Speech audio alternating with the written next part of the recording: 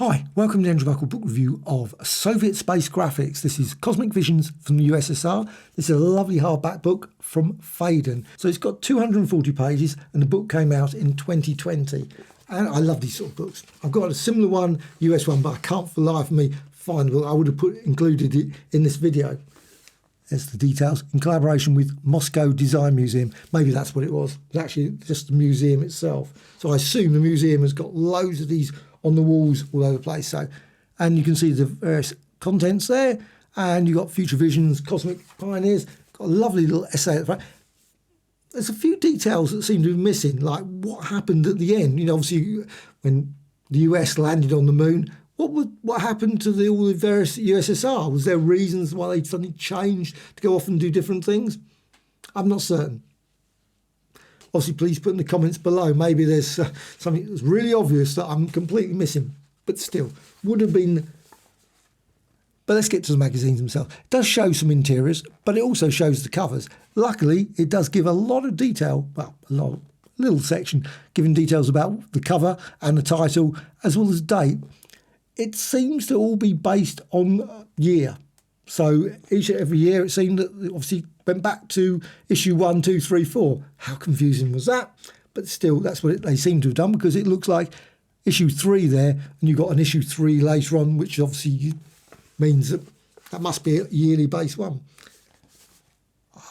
Some lovely dogs there. And you've obviously got all the various spacecrafts and some more spacecrafts. Now, the book is in matte.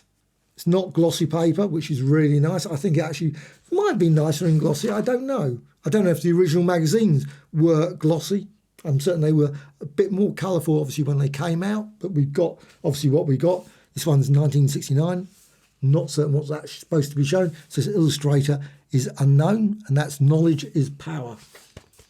But it has got some very abstract sort of designs, as well as more just standard conventional ones. I love that one. It's very nice. I love that sort of style, that illustration style, green, just a green and grey with lines, very dramatic.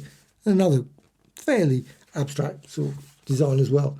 Now, some of these ones are like 1965, but also you've got ones from like 1920s, 1930s, as well as into the 1970s. You've got here, technology for use. Some of the ones that I think are actually pretty stunning. I'm just quickly looking. Oh, this one. I love that one. I mean, look at that. That is very abstract. I just think great. And then you've got a slightly more conventional one. Everyone's sort of sitting around discussing, obviously, your latest science project. And then you've got Technica magazine. I see. Oh, no, that's technology for the use. You can see there. No idea what that is. Obviously, they're doing experiments on something there. Got lots of these city of the future kind of ones. I think they're always fascinating. They're actually, I would have loved to have had a book. Actually, I'm surprised no one's ever brought out a book of these sort of drawings of the cities of the future. I definitely would buy that. Because again, you've got the good old monorail. You can't beat the monorail. And also, you of course got, I love that sort of one where it shows people living on the moon. I love the rooms as well, because you obviously got all the various resources down the bottom beneath there, all the various storerooms. Obviously, you've got the scientists working away there. Oh no, that's his. Looks like the toilet, maybe washing his hands or something. And then you've got the, obviously, where they sleep. And you also got, actually, there's not very much in terms of technology. They've just got one little section at the back where obviously the scientists working. That's it. But you've got the top up above, you've got something there. Obviously, you've got the spacecraft.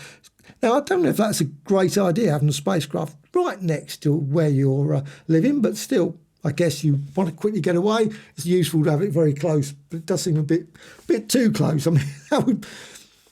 But anyway, that's a minor point. But it's full of some really great pics all the way through this, and I think it's a very, like I said, very abstract one. Science and life, that one there. Still, at the back, it has got a lovely little section about the various magazines. I've got no knowledge about any of these magazines. You've got here various ones like Shift. Now, it also puts the Russian obviously there as well, but you've got Youth, you've got Young Technician, Knowledge is Power, what other ones? Science and Life, as well as, now, I can't imagine that in the UK or the US you would ever have a magazine called that one. That would be odd, wouldn't it? Knowledge is Power. Sounds a bit, but still. And then you've got the index at the back. This is a lovely book. I absolutely love these sort of science-based ones. They're really fascinating. It's always just great, especially, of course, the technology's changed all over time. You don't obviously see anyone walking around with an Apple iPhone or anything like that, but it's still just amazing book. Really loved going through it.